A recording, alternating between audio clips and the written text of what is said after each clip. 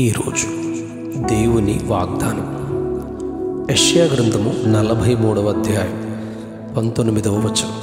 ఇదిగో నేనొక నూతన క్రియ చేయుచున్నాను. ఇదిగో నేనొక నూతన క్రియ చేయుచున్నాను. ఇదిగో నేనొక నూతన క్రియ చేయుచున్నాను. ఇప్పుడే అది మొలుచును.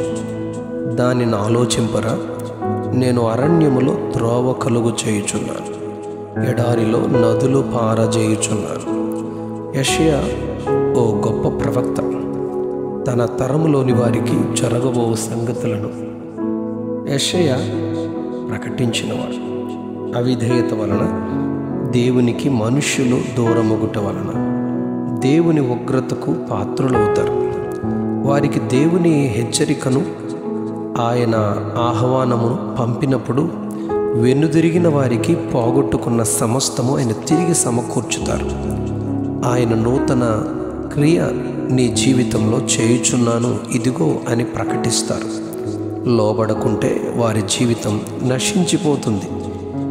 ఇలా ఎలాంటిదంటే,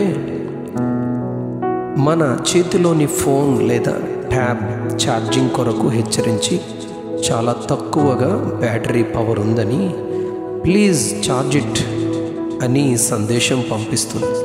సందేశాన్ని నిర్లక్ష్యం చేస్తే దాన్ని మనం వాడుతూ ఉన్నప్పుడే ఏదో ఒక నిమిషంలో పూర్తిగా స్విచ్ ఆఫ్ అవుతుంది.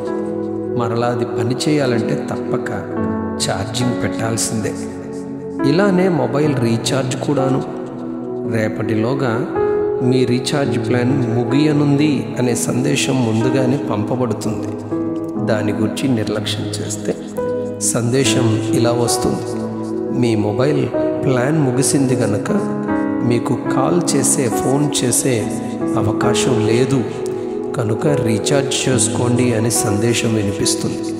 మన ఆధ్యాత్మిక జీవితం ఇంతే. దేవుని నుండి, ఆయన సన్నిధి నుండి, ఆయన హెచ్చరిక నుండి దూరంగా వెళ్ళిపోయామంటే తప్పదు ఈ సందేశాలు.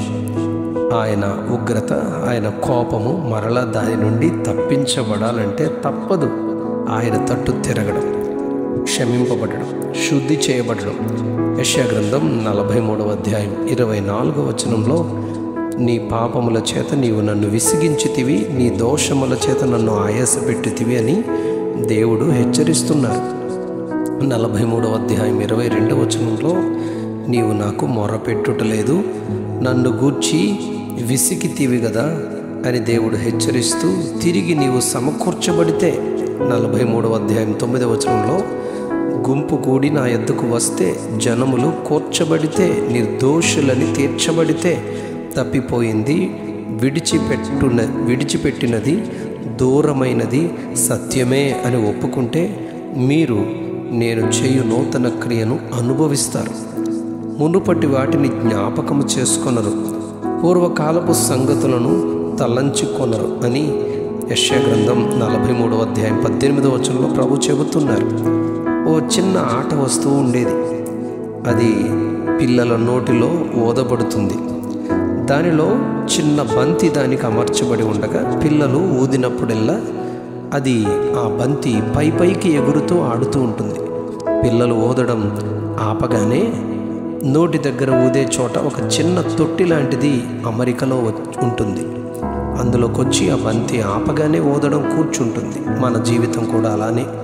ఆయన చేతిలో, ఆయన మాటలో, ఆయన సన్నిధిలో, ఆయన సహవాసములో, ఆయన చెంత మనం ఉన్నప్పుడు ఆ చిన్న ప్లాస్టిక్ బంతి ఎలా ఎగురుతూ ఎంతో సంతోషాన్ని అందిస్తుందో అలానే మనం కూడా ఆయన కృపలో ఎంతో ఆనందిస్తూ ఉంటాం. అలా కాదు అంటే ఇదిగో అక్కడే కూలిపోతాం, చెరలోనే ఉండిపోతాం, బాధించబడుతూనే ఉండిపోతాం. కనుక దేవుని ఆశ నూతన క్రియను మన జీవితంలో చేయాలని కోరిక, పొందుకునే ఆశ నీలో ఉంటే నీవు నిశ్చయంగా పొందుకుంటావు. నూతన క్రియ మనలో జరగడానికి ఆయన మనలో కోరుకునే కొన్ని అనుభవాలు వాక్యంలో నుండి మనం తెలుసుకోవాలి. అవి 2వ కొరింథీ పత్రిక 5వ అధ్యాయం 17వ వచనం ప్రకారం, ఎవడైనా క్రీస్తునందున్న ఎడల వాడు నూతన సృష్టి, పాతవి గతించెను, ఇదిగో క్రొత్తవాయెను.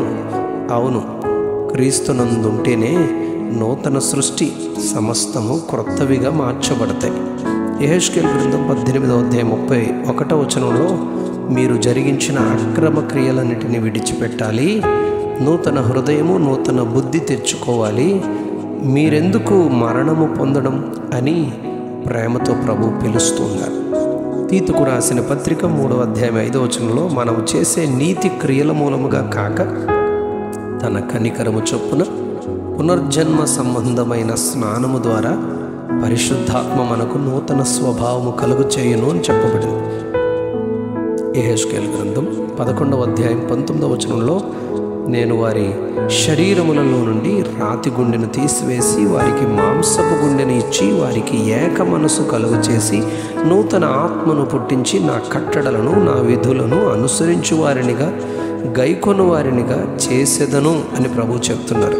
అవును, అప్పుడే దేవుడు నూతన క్రియను జరిగించి మునుపటి వాటిని జ్ఞాపకము చేసుకొనక పూర్వకాలపు సంగతులను తలంచక దేవుని కొరకు సాక్షులముగా మనలను భూమి మీద నిలబెట్టుకొనునని గుర్తించాలి. అట్టి ధన్యత ప్రభు మనకును దయచేసి నూతన క్రియ మనలో జరిగించును గాక. Amen, amen, amen. ఇదిగో నేను ఒక నూతన క్రియ చేయుచున్నాను. ఇదిగో నేను ఒక నూతన క్రియ చేయుచున్నాను. ఆమెన్.